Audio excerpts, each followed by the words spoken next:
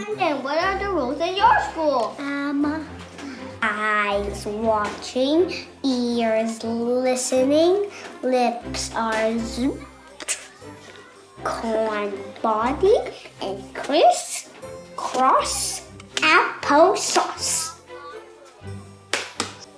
That's very cool. Do you have any school rules? I think yes.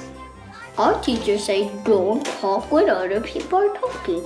If you have a question, raise your hand. Nothing else.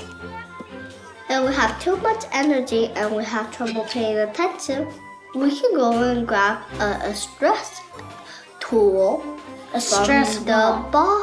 from the basket. What's the stress tool? There's like a ball you can squish it, you can squish. You can blow off flour, and you can also do meditation.